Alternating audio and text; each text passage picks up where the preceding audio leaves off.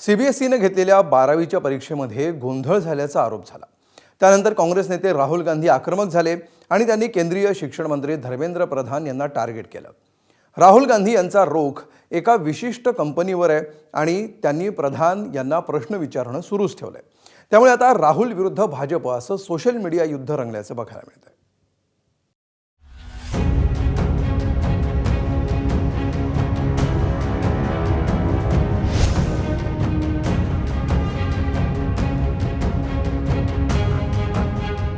CBSE परीक्षेमध्ये झालेल्या कथित गोंधळावरून राहुल गांधी आणि भाजप नेत्यांमध्ये एक्स वॉर रंगले।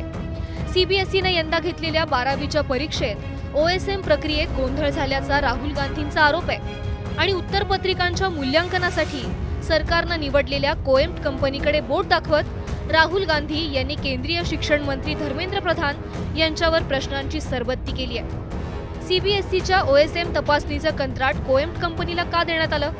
ग्लोबारेना हे या कंपनीचं जुनं नाव असून ती आधीपासूनच वादात अडकली आहे। अशा वेळी कंपनीला कंत्राट देण्याचा निर्णय कुणाच्या आदेशानं झाला? कंपनीची पार्श्वभूमी का तपासली गेली नाही? कोएम्प्ट व्यवस्थापनाचा मोदी सरकारशी काय संबंध आहे? तुम्ही कंपनीची पार्श्वभूमी तपासली होती आणि तरीही पुढे गेलात की तपासलीच नाही? या दोन्ही परिस्थितींमध्ये तुम्ही दोषी आहात। राहुल गांधींनी गुरुवारी केलेल्या या एक्सपोस्टवर प्रधान यांनीही सडकून टीका केली आहे। एबीपी नेटवर्कला दिलेल्या विशेष मुलाखतीत राहुल गांधींचं मानसिक संतुलन ढळल्याचा आरोप शिक्षण मंत्र्यांनी केला। तसंच 2 काँग्रेस शासित राज्यांमध्ये याच कंपनीला कंत्राट दिली असल्याचा दावाही केलाय। इन्होंने अपना संतुलन खो बैठा है, इसलिए एक आक्रामकता, एक नकली आक्रामकता वो दिखाते हैं। जिस कंपनी के बारे में वो उल्लेख किए, अभी मेरे को किसी ने बताया, उन्हीं के शासित राज्यों में तेलंगाना और कर्नाटक में उस कंपनी अभी भी, यानी आज हो गया 28/5/26 आज के दिनों में उस कंपनी की, जो कंपनी के बारे में उल्लेख कर रहे हैं, उंगली उठा रहे हैं, उस कंपनी कर्नाटक और तेलंगाना के राज्यों में आज भी काम कर रहा है। राहुल गांधींच्या या एक्सपोस्ट नंतर भाजप नेत्यांनीही ऑलराऊंड एक्स अटॅक सुरू केलाय। प्रथम आपल्या मुख्यमंत्र्यांचे राजीनामे घ्या आणि कर्नाटक तेलंगणातील लाखो विद्यार्थ्यांना न्याय द्या अशी मागणी राज्यसभा खासदार विनोद तावडे यांनी राहुल गांधींकडे केली आहे।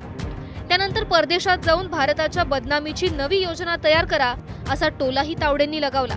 तर केंद्रीय मंत्री पियुष गोयल यांनी कर्नाटक तेलंगणातल्या विद्यापीठांनी कोएम्प्टला दिलेल्या कंत्राटांची यादीच दिली आहे। बेछूट आरोप करायचे, पुरावे द्यायचे नाहीत, जबाबदारी स्वीकारायची नाही आणि तथ्य द्यायची वेळ आली की कटकारस्थानं करायची अशा शब्दात गोयल यांनी राहुल गांधींना उत्तर दिले। दुसरीकडे कोएम्प्ट कंपनीची निवड निविदा प्रक्रियेद्वारे करण्यात आली असून कुणाचाही दबाव नसल्याचं स्पष्टीकरण प्रधान यांनी दिलंय। उस कंपनी की कॉम्पिटेंसी के बारे में प्रश्न उठे। अभी सीबीएसई ने कहा कि हमने उसको प्रक्रिया अपना के प्रोसेस अपना के हमने भारत सरकार जो प्रोक्योरमेंट नीति है उसमें उसको हायर किया है। कोई चयन नहीं किया है, उसको प्रतियोगिता में हायर किया है। मात्र शुक्रवारी राहुल गांधी यांनी आणखी एक एक्सपोस्ट करून या निविदा प्रक्रियेवरच प्रश्नचिन्ह उपस्थित केलं।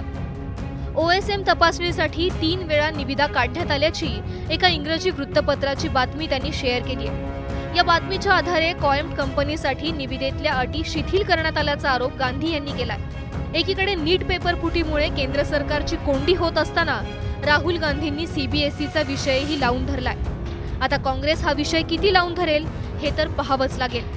मात्र नीट पेपर फुटी आणि सीबीएसई उत्तरपत्रिका तपासणी या 2 मुद्द्यांवरून केंद्र सरकारला मोठ्या परीक्षेला सामोरं जावं लागतंय।